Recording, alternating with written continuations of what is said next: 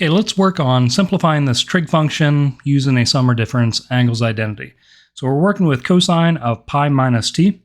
So I think hopefully pretty obvious we want to use the cosine difference formula. All the common ones, sine, cosine, and tangent are listed off to the side, but let's just use cosine. Seems appropriate in this situation. So where we see an alpha in our formula, we're going to replace that with a pi. And wherever we see a beta in our formula, we're going to replace that with a t. A little bit confusing at first, but hopefully not too bad. All right, so we have cosine. It's going to equal, looking over at the right-hand side, cosine of alpha, which is in our case pi, multiplied by cosine of beta, which in our case is going to be t,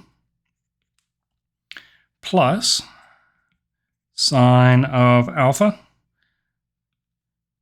pi, multiplied by sine of beta, which is going to be t. All right, so just replaced everything into that formula on the right-hand side. Hopefully that makes sense how we lined up wherever we saw an alpha, it goes pi in that spot. Wherever we saw beta, t is going to go in that spot. We can do some further simplifying down in this situation though. All right, out front, we have cosine of pi. Well, we can evaluate cosine of pi. That works out to be -1.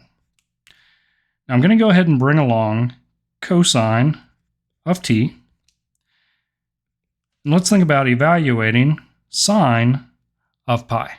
Well, sine of pi, yeah, that works out to be 0 multiplied by sine of t. So if we think about this, where we have 0 multiplied by sine of t, 0 times anything, all of this makes a 0. So it works out that we're just left with that -1 times cosine of t. Well, -1 times cosine of t is negative cosine of t for our final answer. All right, hope that makes sense as we just kind of lined up, getting used to using these sum and difference formulas, in this case our difference formulas, for our trig functions. Hope this helps out. Good luck.